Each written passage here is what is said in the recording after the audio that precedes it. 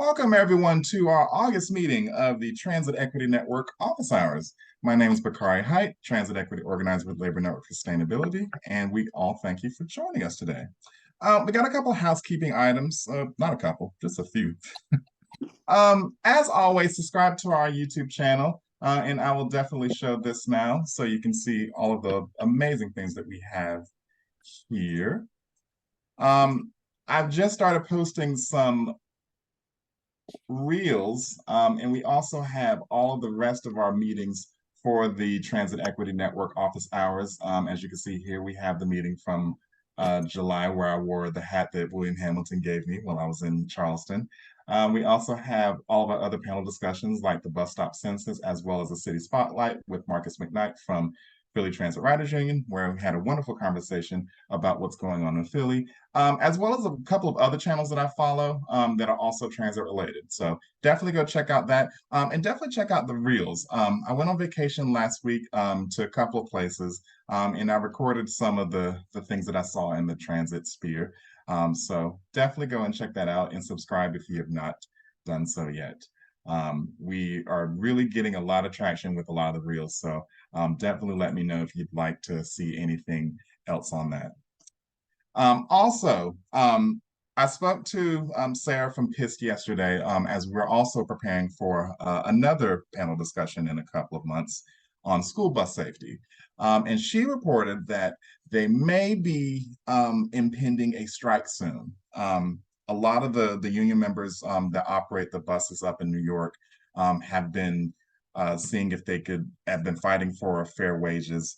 And there may be the possibility that they may not be able to transport a lot of the kids to school. Now, if you've known PIST, then you know that there's something that they've been fighting for as far as more equitable transit, as far as the school buses in New York City. So we definitely want to help them out as much as possible. So if you go onto our YouTube page, you'll see a link that will be reported onto there that you can help them out and you can go and learn about how you can assist them in their fight if there is a strike that's going on.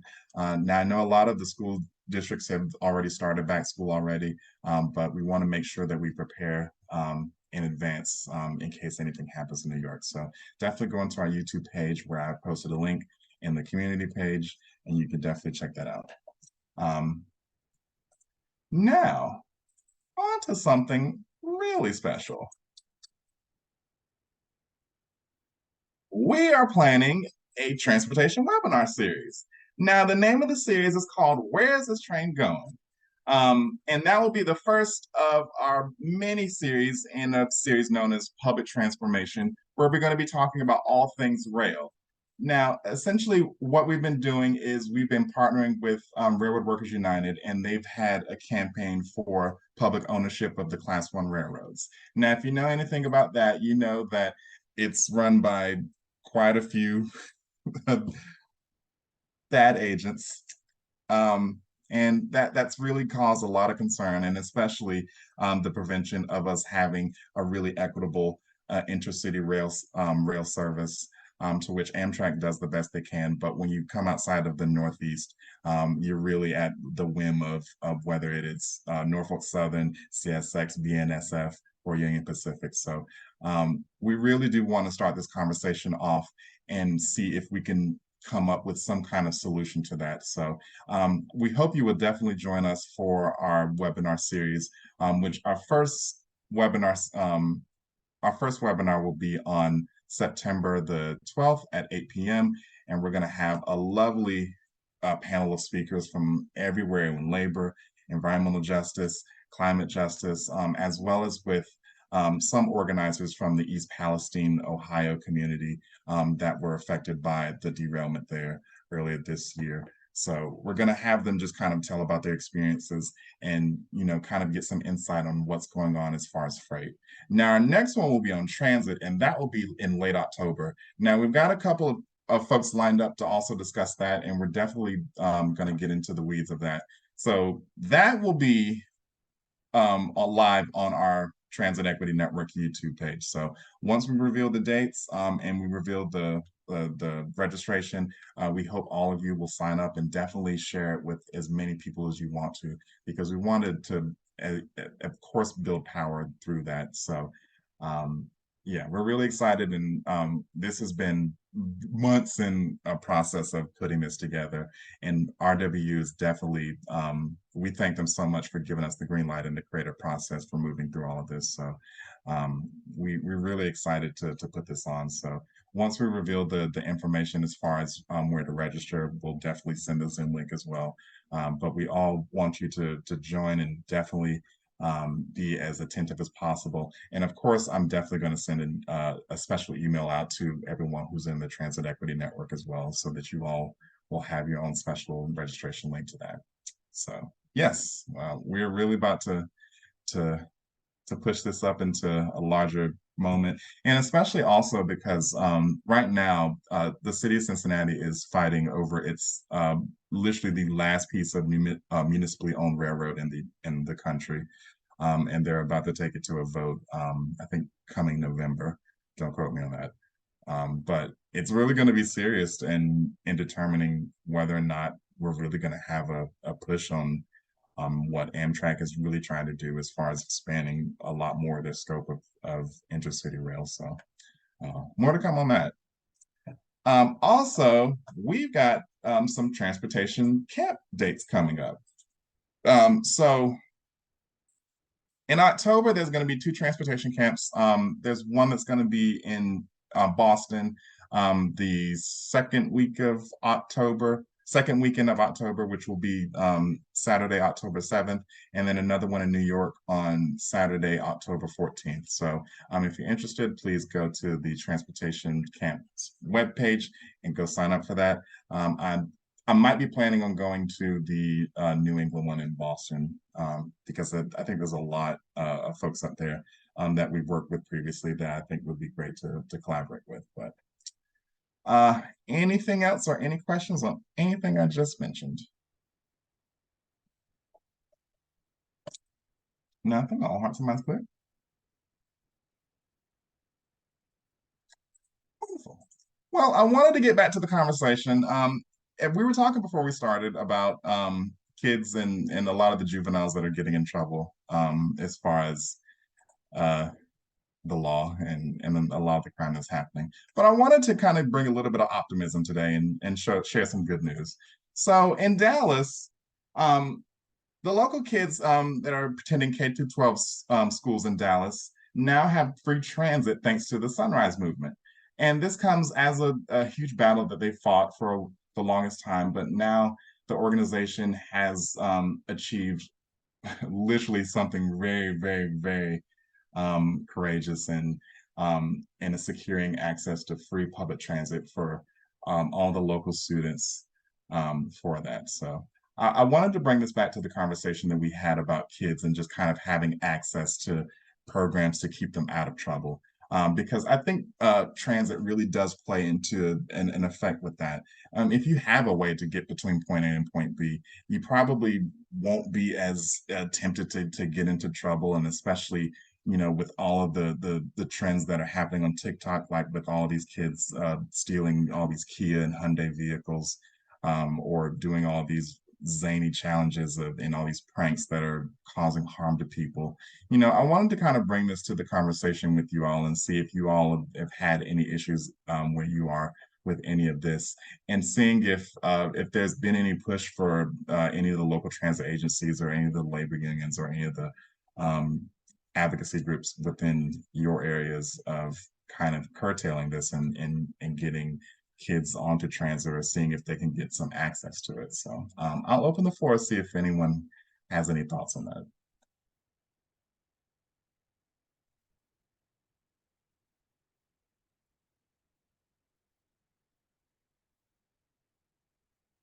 Not all at once.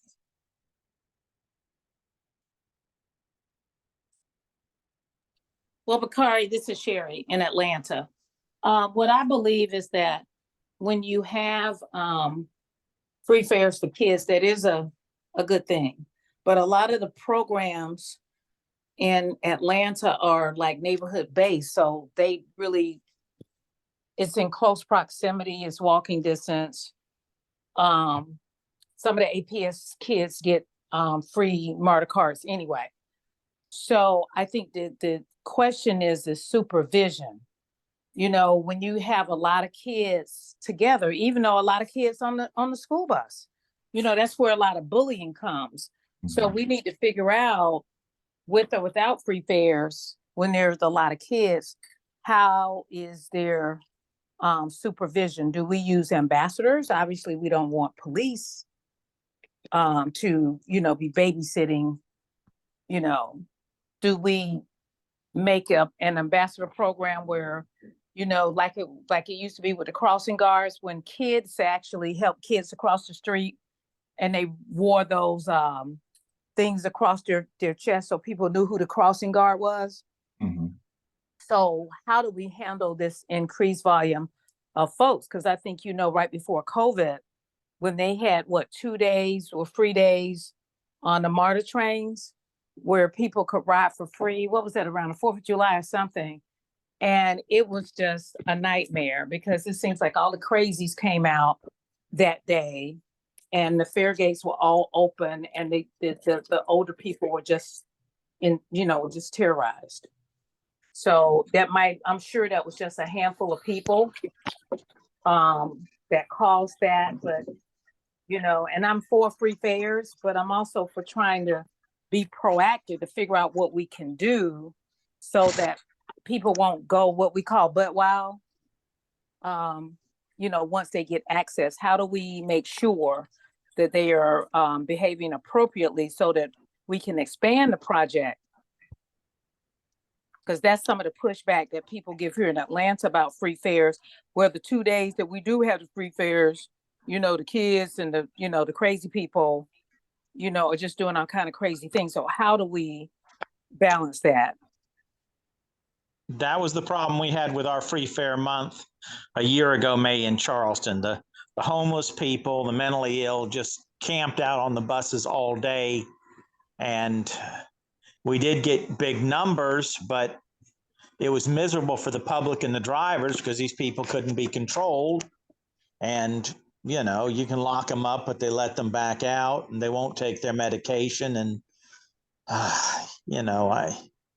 I want to solve the problems of homelessness and mental illness, but I just don't think that job falls to somebody that's working a minimum wage job and riding the bus to and from work. I agree, William. I think rich people should worry about that. Mm-hmm. Mm-hmm. And what that was, it wasn't even the homeless people. It was them teens and other kids just running crazy and doing all kind of weird stuff. So how do we deal with that? Yeah, and I think it's difficult because in certain scenarios it's different.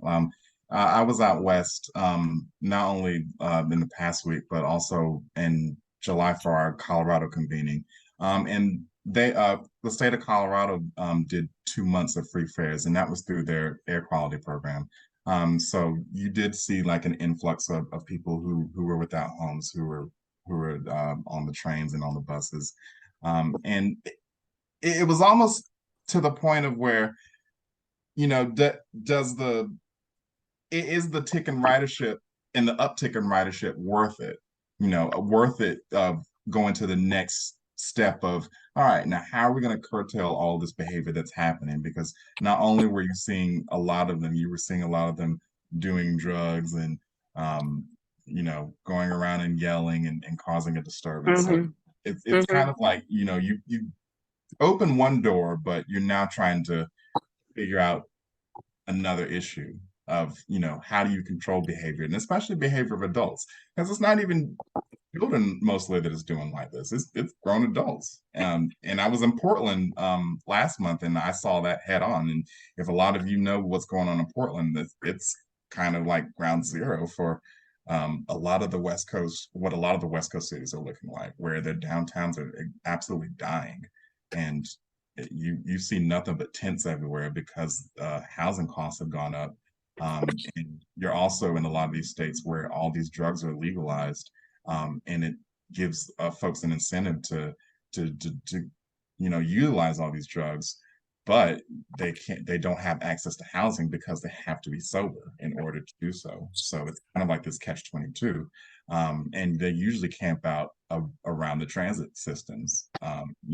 Right at Portland Union Station, when I was first there was nothing but tents, but now they've cleared the tents and there's all this increased police presence to prevent them from coming back. And now they're going to other neighborhoods, to where I was visiting a friend, and like now they've started camping out there. And mind you, this is like, whew, 5-6 miles outside of downtown. So, it kind of like, it's almost like transit, aids in this access to go other places, to where now it's becoming another neighborhoods issue. So yeah, it's interesting. And then what Sherry mentioned about the ambassadors, how do you incorporate the ambassadors who don't really make as much to help with this issue?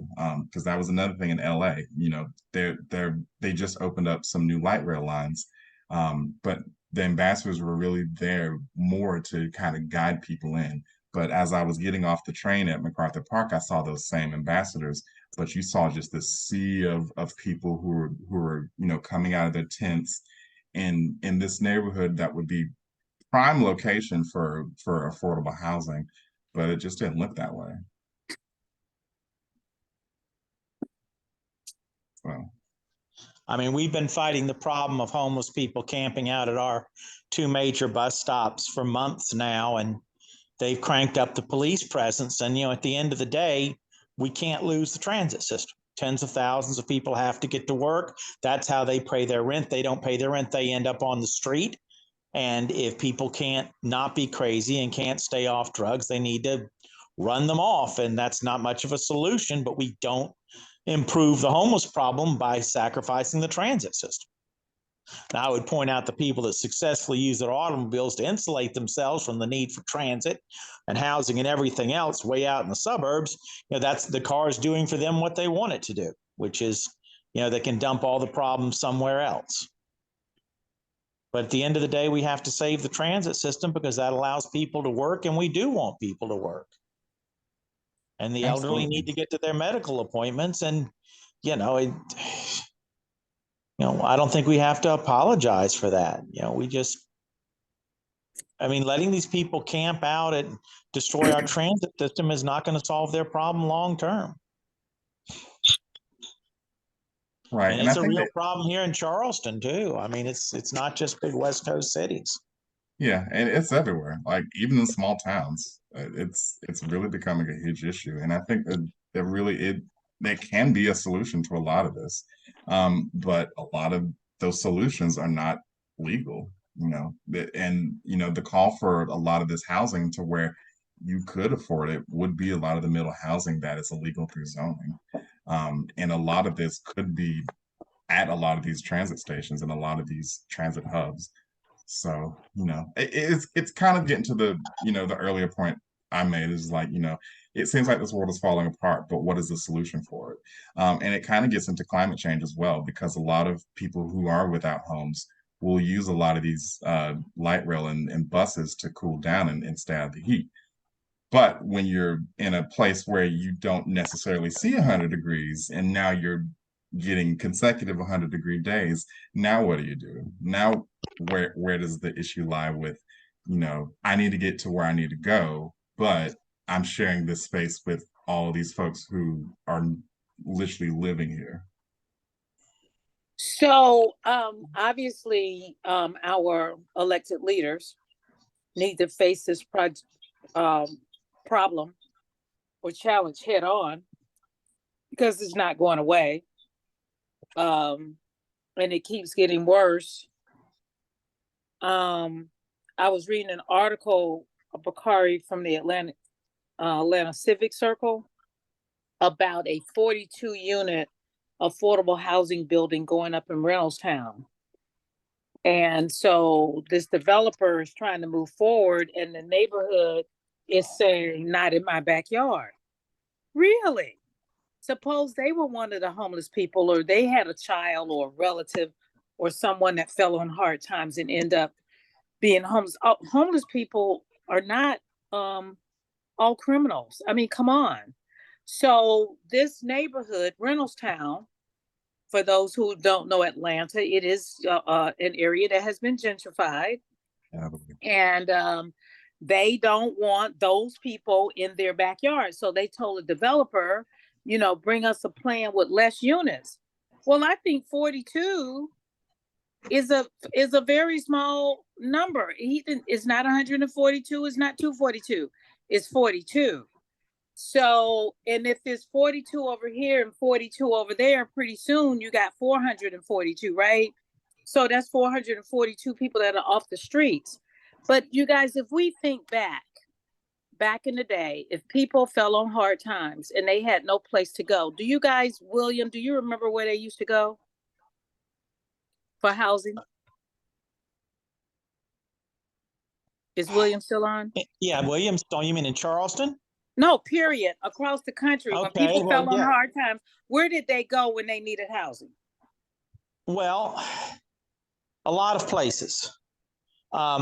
In Charleston, in the African American community, there were large, of course, African American neighborhoods in the downtown area, like the east side and the west side.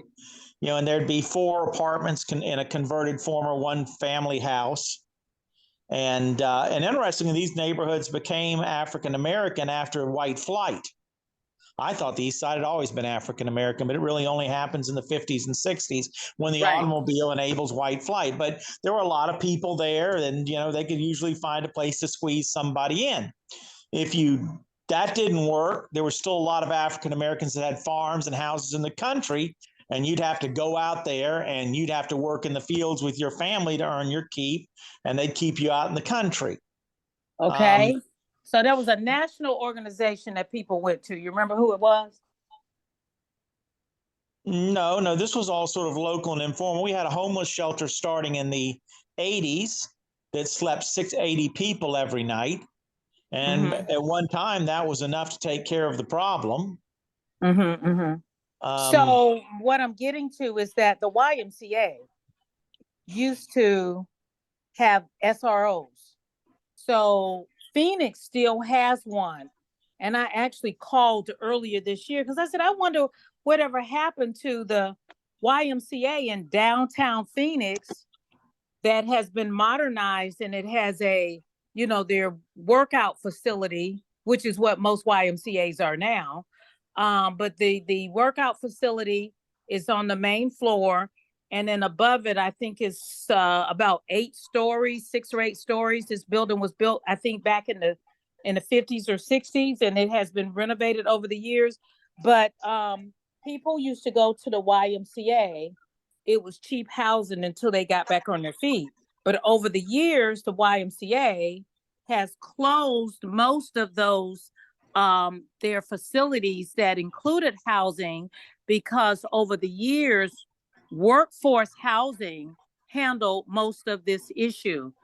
People, would need to live near factories or wherever they work, or the steel mill or wherever. So there was workforce housing.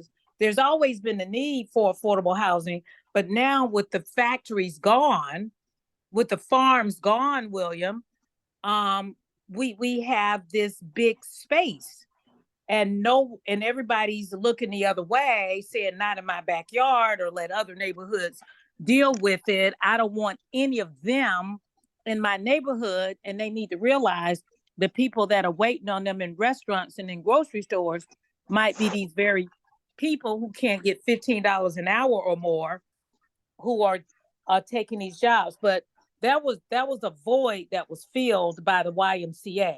And when I went to undergraduate school, when I arrived at North Carolina State University in Raleigh, and they told me that they didn't have a room for me, and my parents in the station wagon with my siblings who had drove me from Atlanta to Raleigh, and they're telling me I don't have a dorm room. Are you kidding me? So they sent me over to university housing desk, and there was a YMCA that had just opened 3 weeks earlier. So I went and I lived in that YMCA for 3 weeks until a room opened up on campus. So I don't know if the YMCA wants to get back into that business, but like I say, they were SROs. And in the YMCA and the YWCA, you couldn't have visitors of the opposite sex could be in the lobby, but they couldn't go to the residential area. The YMCA in Phoenix, they say they still, most of their housing is for men, and but they do have limited access for families and single women. So obviously there are some models out there, but even though if there are great models like this model that's still going on in Phoenix, and they also provide social services for everybody that lives there. The lady said some people come there and they're there for 6 months till they get on their feet. And then they have some other people who have been there for 6 years. Some people just can't live on their own ever.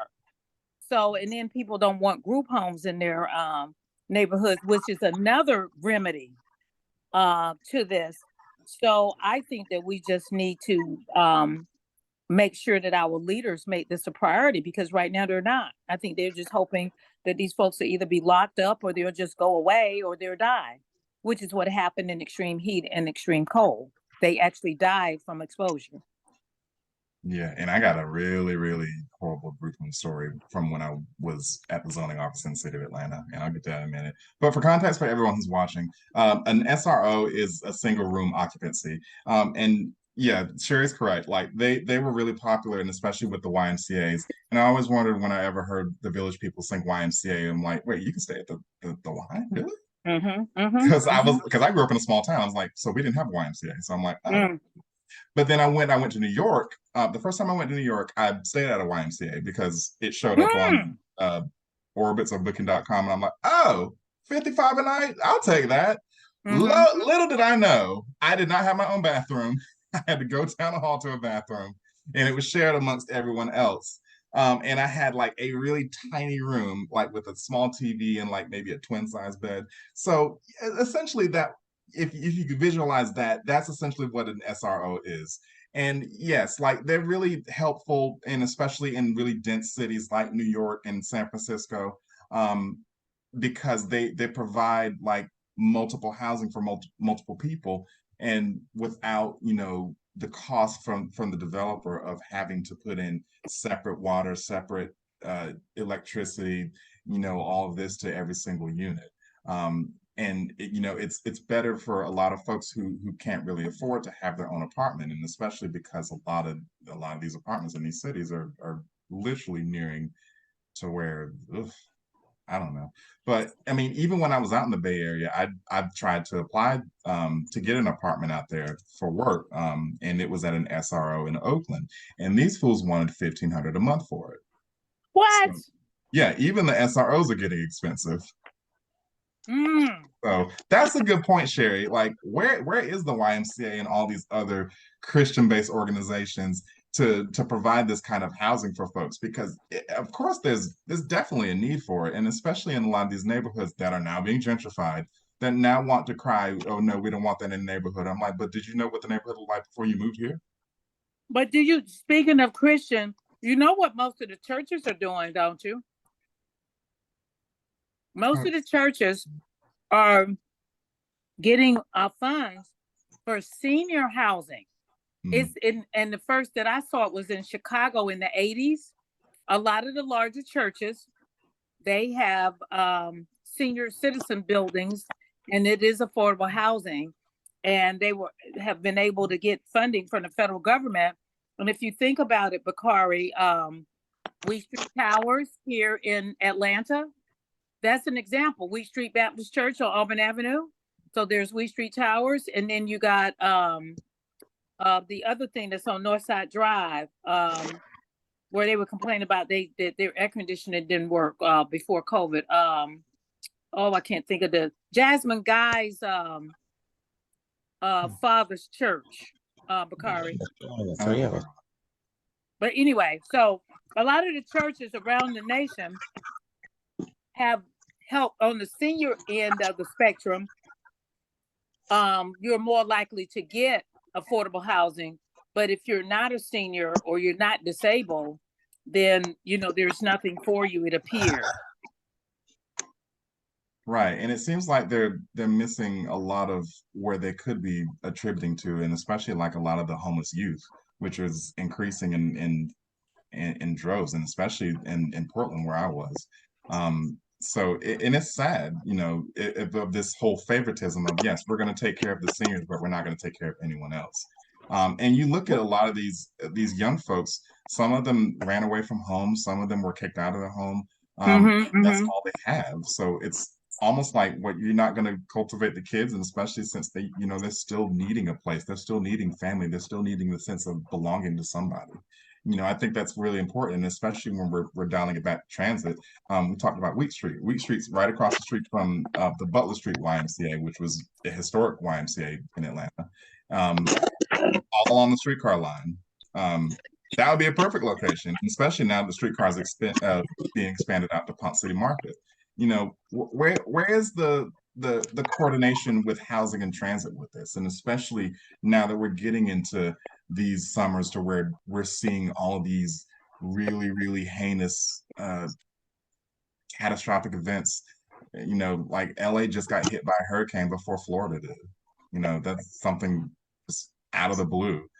Portland had consecutive 100-degree days when they only should be reaching 70 around this month. That's something to really think about, and especially if when we're getting to this whole point of now we're coming from global warming to global burning, of how are we going to take care of us and our communities, given the fact that we don't have as much housing or access to it, or there's just maybe not enough groups to really focus on it. Where do we draw the line? Well, Bakari, Pine Street used to be that way. Mm-hmm. The Pine Street downtown, which is a block from Emory Midtown Hospital, that used to be a place where you can, if you fell on hard times, you can go and within 3, 6, 9, 12 months, you were back on your feet again. They gave you the social services you need. They gave you workforce training. They took care of all your needs. And what they did was they sabotaged it over the years, William, because where that Pine Street shelter was located, it was prime real estate. So that's how they got rid of it. They sabotaged it and stopped funding the programs, and it became TB infested. And now Emory bought the block for pennies on the dollar. And wasn't that the only shelter where they allowed women to go to? I believe so, because they helped everybody. They helped families. But now Hosea Helps does a lot of that. Mm-hmm. And there's also an initiative, Bakari, I don't know if you know about it, but there's an initiative that the city of Atlanta and some other counties started with the people that own apartment complexes. So if they have empty units, they would allocate so many units for emergency housing of families. When families, need emergency housing, so they will allow those units to be used, and there was funding that would pay for those. I think we're boring, William. No, you're fine. And I think that's good. That's good to kind of point that out. But did you know that? No, I didn't know that. I didn't know that, and that's good. Yeah. If you call for emergency, like you call United Way 211, and you need emergency shelter because you've been illegally evicted, yada yada, whatever the case may be, then they had a list of apartment complexes where they had empty units, and there was funding to pay some fee for each night the people are there until they can get more permanent housing. Well, that's really good. But also this same newsletter with the Atlanta Civic Center also said that of APS's 50,000 students, that 2,000 of them are actually homeless. Mm. And they don't know who those people are until they self-identify. And once they identify that they are homeless, APS has wraparound services for them. But, some people got so much pride that they won't self-identify so that they can get the treatment and the services that they need. I mean, they get groceries and everything, Bakari, once they're self-identified. Yeah, that's so sad. And it makes, I like that these programs are out here, but it's just, I wish there was a lot more promotion of these programs. Because I remember when I used to work at City Hall in Atlanta, I used to take the train down to Garnett, and once I got past Peachtree, right on my left was a shelter. And then 2 blocks later was City Hall. So it was just more of, why is the city not really doing much given the fact that there's a shelter right in their backyard? And Right. that's right between here and this transit station, which I know a lot of them probably would most likely use. Mm-hmm. So it just doesn't make any sense of just, where is the powers that be that would really help and, do like, this organization where they would, you know, give a lot of these empty apartments to people in need, and especially in these times of emergency. I think this would be a really good win for a lot of organizations, and especially a lot of organizations that did have the means to support a lot of this. But yeah, I think this real estate thing is really getting out of hand, because you're right. Like, a lot of these corporations that can buy a lot of these lots from pennies on the dollar. And we can go in all day about Buttermilk Bottom and how every single mayor possible tried to build that neighborhood up, and then it ultimately just ended in a lot of these gated condo communities. And how about where the Brave Stadium used to be? That Summer Oh Hill, my gosh. all those promises for what they were going to do when they bought all those people's houses for Summer Hill. And then they went and they didn't do anything that they said they were going to do. And then we look up, and now, and then it became Turner Field later after the Olympics. And they made promises of what they were going to do and bring a grocery store over there. They never did. But once Georgia State bought it and it started gentrifying, guess what? They got them Now they all got a of that and then Publix. some. Uh-huh. And student housing. But there is a need for SROs for folks to get, because it's a dorm. Basically, that's Right. it. It's a dorm with shared common areas. Absolutely. And it's Which just is a an lot. incentive, which is an incentive for people to get themselves together so they can get their own place with their own space. But until you're able to do that, you got to share the bathroom, you got to share the kitchen, you got to share the dining room, and all of that. Yeah, and I hope this is something that MARTA's looking into as well, because they also have the HOPE program that helps people who are without a home, that are usually on the MARTA trains and the MARTA buses. Shout out to Lyle Harris; he was one of the people that spearheaded that.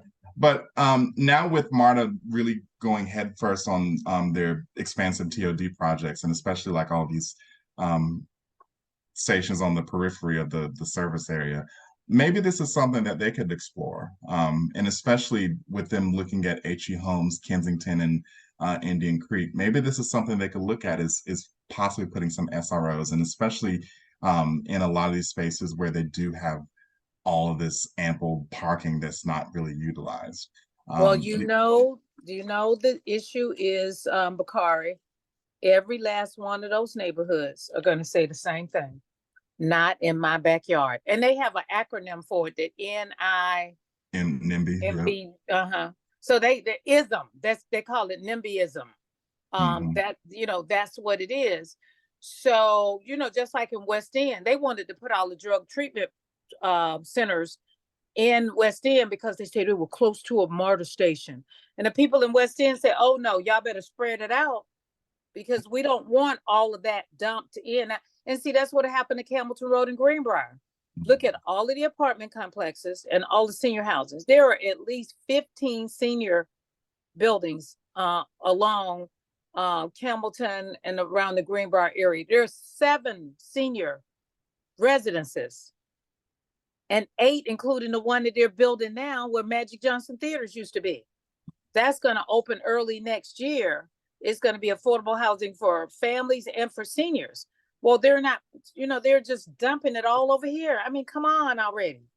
It should be scattered so that each community is balanced. But the folks with the money, with generational wealth, they have more power with our elected officials. It's sad. And yeah, it is. With NIMBYism, like I just don't feed into NIMBYism, just because, like, yes, I get that you bought this house overpriced in this neighborhood, but you've got to know kind of the history of the neighborhood, and that's what I explained to a lot of people, especially that are buying houses. Like you've got to really know the ins and outs of the neighborhood before you move into it. And what I recommend is like, hey, go there during the week and see how it is. But you also got to ask around and just kind of like, hey, what was here before? Who's here? How's the crime here? Like really get into it to know what you're getting into, because once you get those proposals, then it's kind of, you got to kind of check yourself as far as your privilege of saying, hey, am I really overstepping my bounds because I didn't know what was here before? And that's, kind of to your point, like a lot of people who do buy these overpriced houses in the West End and all these neighborhoods that are not gentrified, not really knowing what was here before, but only knowing they have great access to downtown, they have great access to the Beltline, they have great access to all these new new amenities that drew them to the neighborhood, but they don't want to accept what was there and what's continuing to be built up there. Yes, there's a lot of health facilities in the West End because the West End has now become, the haven for a lot of vegans and a lot of people who are into holistic wealth. But that attracts a certain kind of folks as well. And it's just coming to the point of, well, do you want all of this to benefit the community, or are you just being selfish and wanted to be around all these breweries? It's Well, interesting. the history of West End includes that, back in the day, there were a ton of Muslim businesses there. But Hmm. what happened over the years, they didn't own the buildings they were in. So to get them out, they raised the rent when the lease was up. And, so then they had to move out of the West End, which had been their home for years. So now there are very few Muslim owned restaurants that remain there, like So Vegetarian and Yasin's, which is now Ahi's or something of that nature. Um, but I think we can't put this on MARTA's back, because they are working with developers, but they have done some affordable housing around some of their stations. But in neighborhoods like where Hamilton Homes is, there are just so many affordable units and so many apartments already there. To add more is saturating. So they need to, start looking at, scattering it out instead of concentrating it. We learn with public housing, putting 1,000 people or, 500 to 1,500 people in one space is not healthy, especially when you don't allow both parents to live there. Right. And shout out to everyone on YouTube who's kind of detailing a lot of this.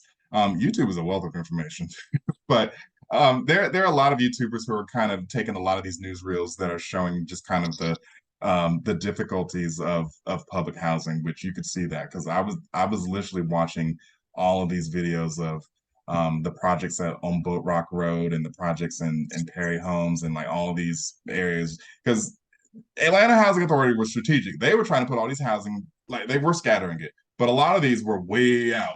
And Like, it's cheap land, cheap yeah, land. they were getting all that cheap So land way out there. so did you see the plan for Bowen Homes? I did.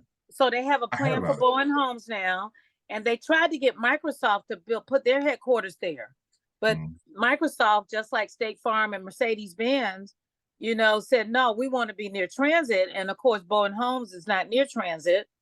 So both of them, what Microsoft went over near the Bankhead train station, and State Farm is at the which train station is that? Is that Done Buckhead? with you.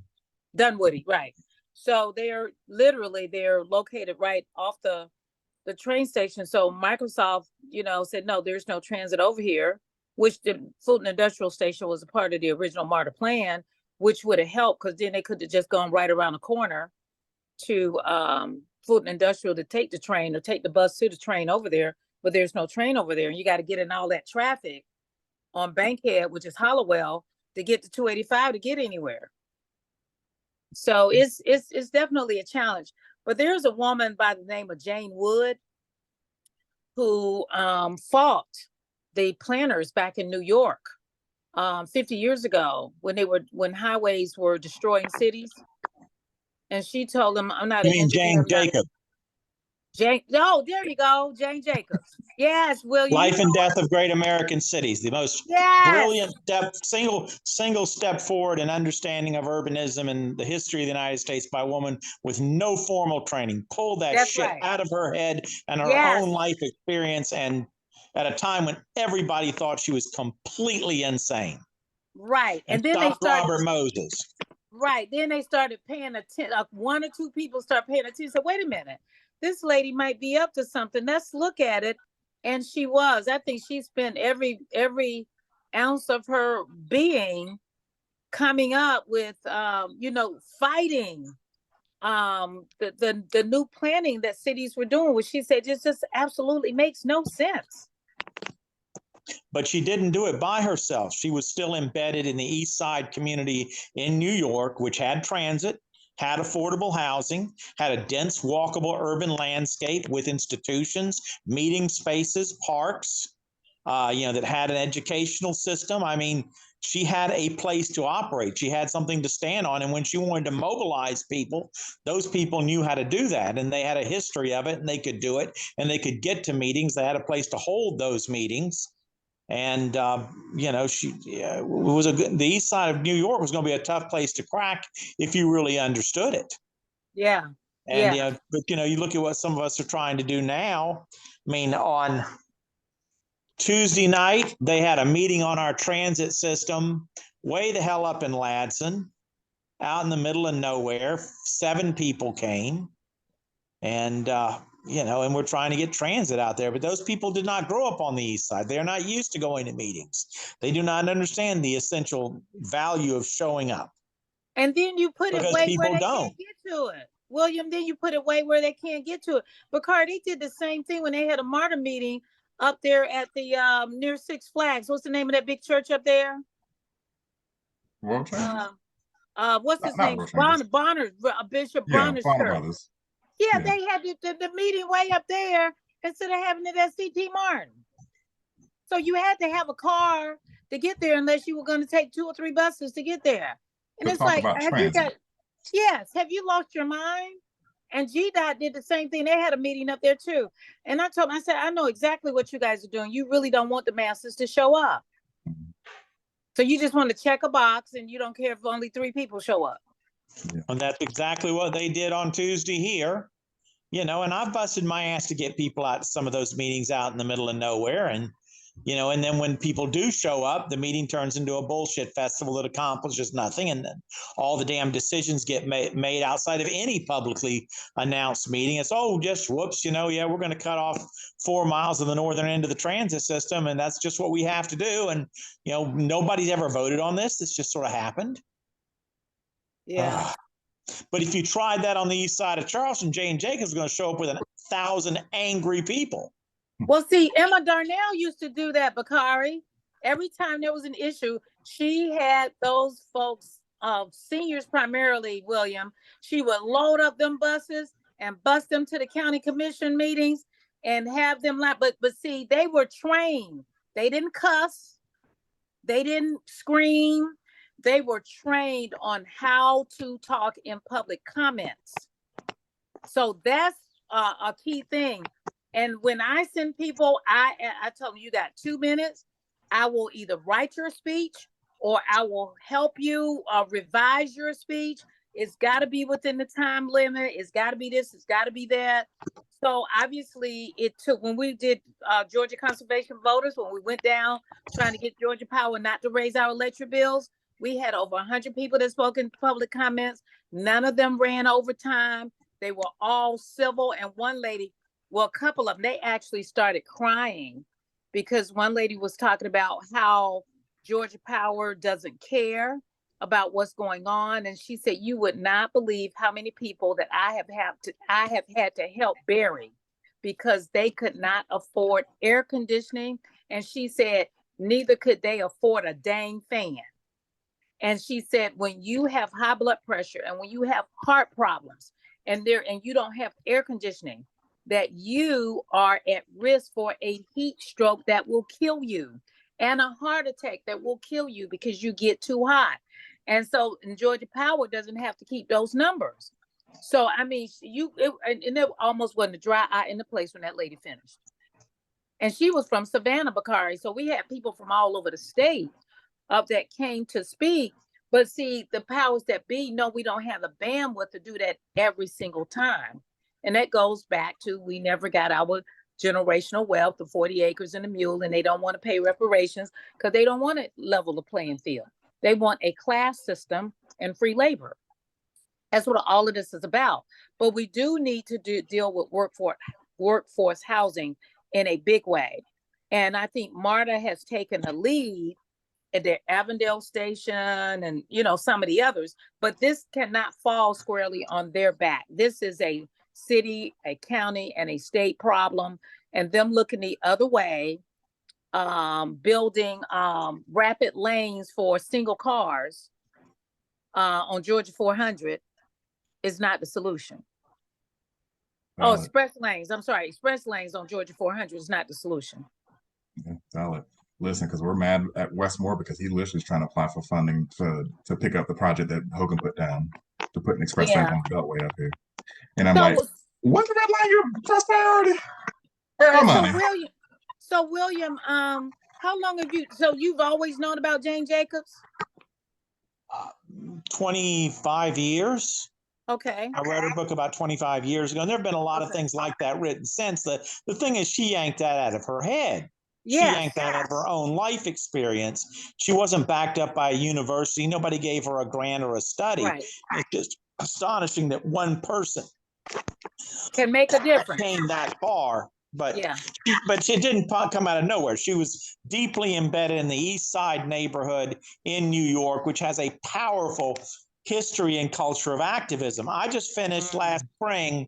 We had the Moms for Liberty trying to take over our school district in Charleston County. They've taken over the school district in adjacent Berkeley County, and God help us, they may take over Dorchester. So we try to organize the students and their kids, and we got them signed up and had some stuff and all, but the show up, hit hard, get focused, have a structure, do a treasury, do an agenda, hold a real honest to God meeting, or people show up. Kids that are in high school nowadays don't know how to do that. They don't appreciate the value. It's just, I'll do it on Facebook. And they were so emotionally fragile. A lot of them were transgendered and gay, and and one of their friends killed themselves, and everything in the blast radius got knocked down. And I just said, y'all, you got to do this now. They're trying to take over the school district now. You can't wait till you feel better. Right. But, so William, an index card and a box lunch a lot of times will, get them there an hour before, an hour and a half before, something of that nature. We think about the civil rights movement. They trained those college students on how to do sit-ins. So they didn't want the college students to just show up. They trained Rosa on what to do. So that's what's missing with Black Lives Matter and a lot of these other movements, that when the people do show up, you got to tell them the boundaries and perimeters and the parameters and the boundaries and the purpose for us being here, and the fact that we know this works, and for people to listen to them, to cuss and scream is going to go in one ear, come out the other. So you want them to listen, you have to be calm and level-headed, and you can communicate the same thing without the chaos.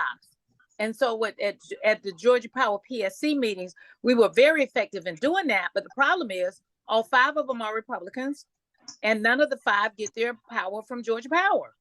But they are sitting there and they voted unanimously to raise rates by $16 a month for people that already couldn't afford what they were already paying, plus the summer rates hit on top of that. So a lot of people's bill went up by $30 or $40 a month, and it's going to go up again before the end of the year when Plant Vogtle comes online. The big nuclear plant is going to be a second charge for that. Well, at least your nuclear plant's going to go online. We got to pay for 2 of them that never got turned on. We have two enormous holes in South Carolina that never generated a watt of power that we're paying for. Well, like I said, that's going to be the second way. We already got a line item right now on the nuclear plant, and they haven't generated. So this second line item will be once it come online, which it does not make sense, does it, William? Does not make sense at all. Does not. Well, I think it all makes perfect sense, unfortunately. But I mean, if you look at the vast, miserable river of human history, the fact that corrupt people make money and take money is not new. But this isn't sustainable in a complex, delicate industrial society. You can't raise an entire generation that doesn't know how to show up for a meeting. And I worked with Black Lives Matter and I worked with Occupy, and structured meetings, planning, executing, showing up. I explained the importance of it to them, but their perspective was that we had failed to contain Ronald Reagan and all of this stuff, and that their magical new internet-enabled method of doing things would change everything. And locally, each of those things lasted about 3 months. I mean, we've had 4 or 5 versions of Black Lives Matter that have come and gone, and but it just. But when you're fighting billionaires, it's not going to be easy. I mean, God bless Martin Luther King. He wasn't fighting billionaires that had consolidated control of the media the way that these people have, and hasn't inculcated an entire generation to be passive. Well, he might have not been fighting billionaires, but he was fighting some stone cold racists, all these sheriffs and all of these little podunk towns who were sicking dogs on people and fire hoses on people. And it wasn't until TV came that, people actually saw what was happening versus hearing what was happening. And so now that they learned that you don't use dogs and you don't use fire hoses. That you crank down the economics, you mess with people's school systems, you screw with their transit so that they can't organize. Yes. That you erode their capacity to organize, you erode their community, you gentrify their neighborhoods so that the Black church that used to be a meeting space is now functionally empty.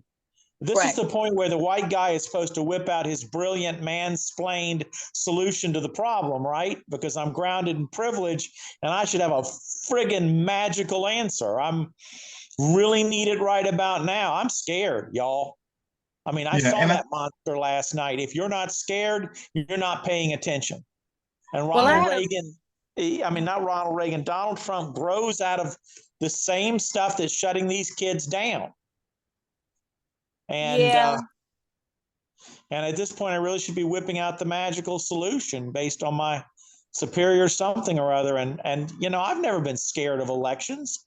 I wasn't scared when Nixon ran in 1972. I wasn't scared when George Bush the second ran in 2000. I mean, even when he was elected, I said, well, George Bush is not going to try to kill me. Right. He's not going to try to cut off my health insurance so I can't see a doctor. What we're dealing with now is different. It is. And you saw those people in Birmingham jump on that guy on the dock. People need to respond, but. Or how about the police officers that broke into this man's house and beat them to death? I mean, not didn't beat them to death, but they questioned and beat them and tied them up. And it's like, really? Was that Mississippi or Alabama, Bakari? I don't know if you heard about that. And it came out, that they tortured these 2 guys and for 2 hours. Just because they're KKK, they hate Black people. Just busting their house, handcuffed them, beat them up, roughed them up. It's like, is this out of the 1950s and 60s again? But William, I believe that. But if you had lined up 4 Southern Republican governors in 1990 and shown them this stuff, their response would not be, well, I'm going to support Donald Trump for president. No, we can't have lawlessness. We don't kill people. We don't do that anymore. And that has changed. Now it's, well, yeah, I mean, I'll support Donald Trump for president, even if he's convicted. That's what happens if you're a cult leader. That's what this is. Remember Jim Jones? Remember Warren, Koresh? Remember Waco, Colorado City? That's what this is. When you have someone who predators, cult leaders are predators. They're looking for people who are lost, and then they start their mind control. And that's why he can shoot somebody in the middle of the street in New York and they'll still vote for him, because they will follow the cult leader and not question even if they shoot their dog or their baby or their wife right there beside them, and they'll say, come on and come with me, and they won't question, they'll do it. They won't say, oh, you just shot my loved one. They'll just step over the body and keep going. That's what happens when you've been brainwashed. And all of these people have been brainwashed. And the wealthy people, what they are doing now is they're making sure that all peaceful marches, all peaceful protests are infiltrated by Antifa or whoever. They bring them in by the busload. They did the same thing with Cop City. And how do we know that? Because the same person is bailing all of these people from out of town, is bailing the people from out of town out of jail. That's how we know this is organized by millionaires. It's supposed to be a peaceful situation. But I hope they get enough signatures to put it on the ballot in November. Because when they came knocking on my door, I gave them my signature and told them which one of my neighbors would sign it off. So I said, you tell them I signed it, and you need to sign it too. And if they have any questions, to call me. And so nobody called. So I think she got, the signatures of those folks that I knew were at home. So, I said, William, there's hope. And the hope is we can use the internet, but we need to use the internet. And back in the day, we had just protests. So now we have the protests and we have the internet, but we have to use them effectively and efficiently.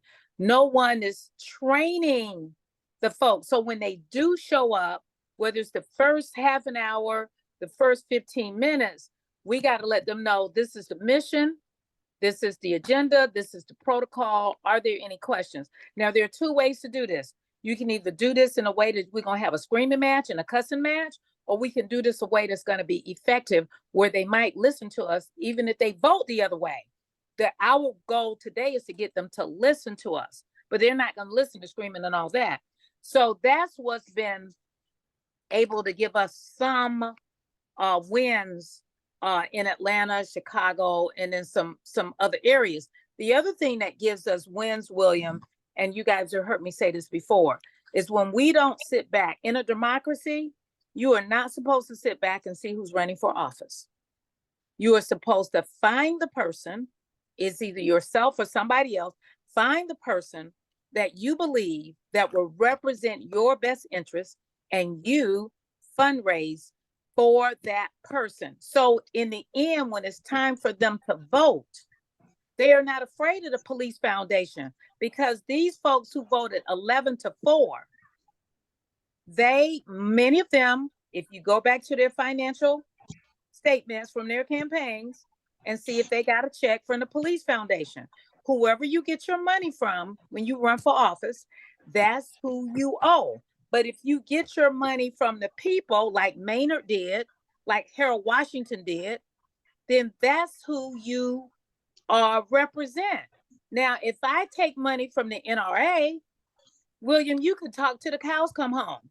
I am not going to vote for anti-gun legislation. Am I right? So that's why we have to fund our own candidates, and then we won't have to worry about this. But we're not doing that now. We're looking to say, oh, I don't like none of them. Ain't all of them on the table. Well, that's our fault. And our problem in South Carolina is we're losing people. I mean, we're so far behind the eight ball now that young people are looking up going, no, I'm not doing this the rest of my life.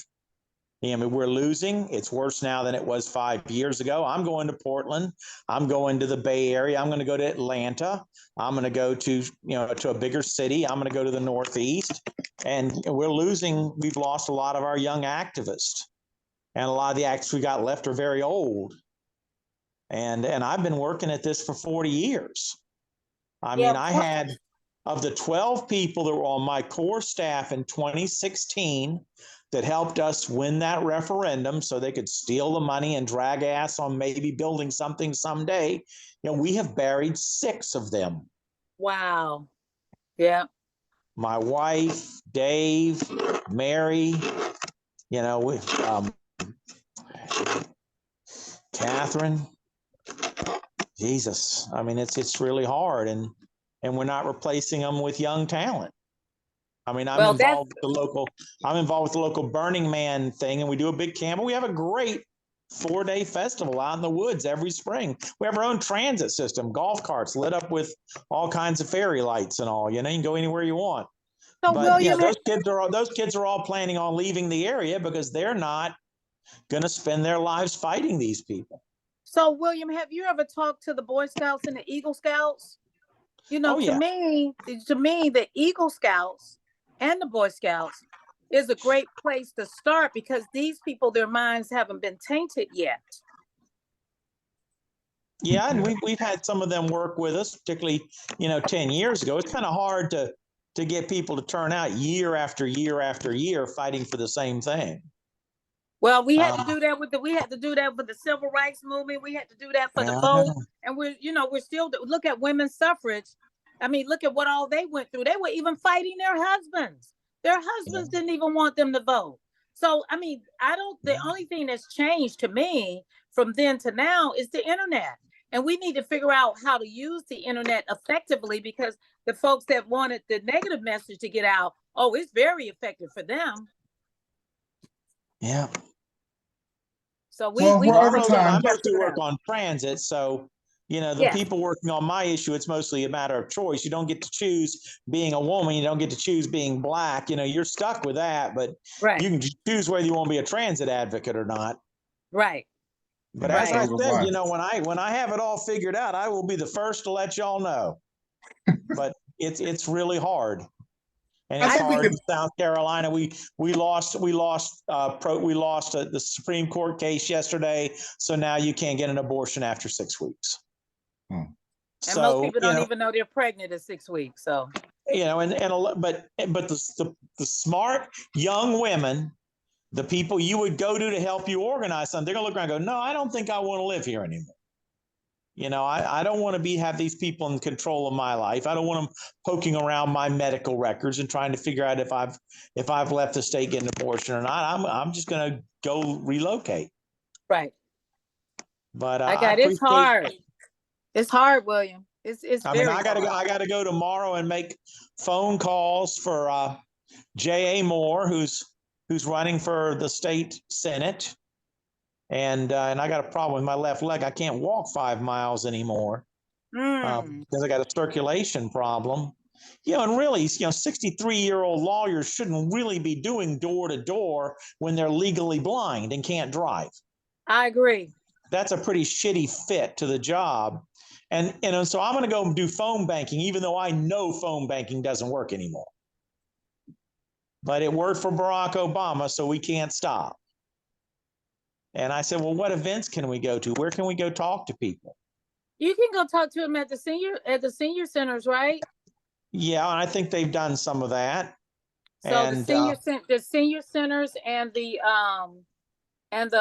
college was coming up. The college, what do you call it? Orientation. Registration days. Right. Well, the problem I've got here is that this is a competition for a democratically controlled state Senate district. It used to be held by Marlon Kempson, and everyone running supports transit that I know of, and they're all African Americans, but they're running against each other. But I can't tell people that have worked for me for 10 years. Well, there are 4 of you running. I know all of you. You're all my friends, so I'm not going to help you with your campaign. So I just picked the one that helped me the most, and right. But it's so okay. Too bad those 4 people can't be running for 4 different seats instead of just that one. Well, we got a worse situation than that. In North Charleston, they're running for governor, for mayor. Bless you. Mm-hmm. And there's no runoff. Oh, no. They've got an election with no runoff. And so they flooded the zone with African-American candidates. And they go, well, these are good guys. I said, well, no, you understand, we don't need 4 good African-American candidates for this. We need 1. 4 means we lose. and they're like 6 or 7 total. I have no idea who's going to win. But, with no runoff, some redneck could come in and win with 20% of the vote. Yeah. Well, when Warnock ran the first time, there was no primary. So to fill the rest of the expired seat. So when he ran that time, there were like 15 Democrats and I think maybe for 6 Republicans. So there was no primary. So, or they call it a jungle primary, where it's one race and all the Democrats and Republicans all in one race. And then the top 2 vote getters get to do a runoff, and that was it. But you're absolutely right. We have no strategy, William. That's why we're losing so much. But at least with a jungle primary, the chances that both people at the top of the ballot are going to be idiots and dangerous nutcases is pretty low. And you're at least going to have somebody sane to pick. Right. Right. I mean, a sane white conservative Republican is better than a nut Klansman from Planet Trump. For sure. For sure. All right, you guys, we really, what I think what the summation of this is that. So we got homelessness, racism, Donald Trump, transit. We haven't solved any of it in this hour. I mean, that's what the group is for. Like that's because for it's us complicated. to create this. Yeah, and it is. It's all complicated. But that doesn't mean we can't strategize for it. And I think that is a good idea, like of reading Jane Jacobs' book, because I think that does give kind of a mosaic of what we can do to bring this up. So let me know if y'all want to do a. She left the United States during the Vietnam protests. Oh, when she did? Got a whole bunch. Yeah, when she got a whole bunch of threats and the police were surveilling her with the CONTELPRO thing, she moved to Canada. Oh wow! Smart lady. But there's a movie online too, Bakari. There's a 2-hour movie online that's free. I think it's free. But I saw it online. I didn't click on it, but I'm gonna go. And I actually think I have her book. I think I bought her book. I didn't have a chance to look for it, but I think I bought her book before COVID, and I just never got around to reading it. But I do. And one of those things that you did, Bakari, that the MARTA folks used to do, where you had the people to come and talk about different issues, the MARTA Army. Mm-hmm. I think it was in one of those forums that somebody mentioned Jane Jacobs, and I ended up buying her book off Amazon and never got a chance to read it, but somebody bought her up earlier this week, and I Googled her, and I went and I looked at some of the clips, some of the highlights, and I said, oh yeah, I think I had this book, and I got to go back but I'm definitely going to look at the movie this weekend, because we can learn from strategies and use them to come up with best practices. I think our biggest issue today with all of these challenges that we have before us, whether it's housing, whether it's affordable housing, whether it's transit, whether it is young people committing crimes with nothing to do. I think one of the issues here is which institutions and organizations are funding the advocates. It seems that the advocates have only a smidgen of the funding, William, that the billionaires have. And that makes a difference in how, unfortunately, how you wage a war. So we have I think if you want to, we have to do like they're doing in Ukraine. I think if you want to see what that can do, you need to look at Tim Scott. Tim Scott has been hothoused up through the Republican farm team system his entire life. They have held his hand. Well, I remember when he was on Charleston County Council and decided to waste $30,000 fighting to post the 10 Commandments on the wall of county council chambers. And this is how he made his reputation. He's going to save the world by, posting the 10 Commandments. And all his life, these people have told him what to do. They've written his speeches for him. They've guided him. They funded him. He can't run his own campaign. He can't write his own speech. He doesn't know what he thinks. But he is, I think, what they call the magic Negro. There's a term for African Americans that turn Republican and excuse what white people want because racism isn't a thing anymore. But there's a lot of them. There's a lot of And terms. they've run him his entire life. I've seen him in public. He has no idea what to do. And If he was William, elected president, somebody would be telling him what to do. and William, that's what I believe a certain party wants, is a puppet. But I also believe that Misha Maynor, who is the only black person in the Georgia state legislature, that a month ago she flipped The from whole thing, Democrat. Ken and Ann She, House.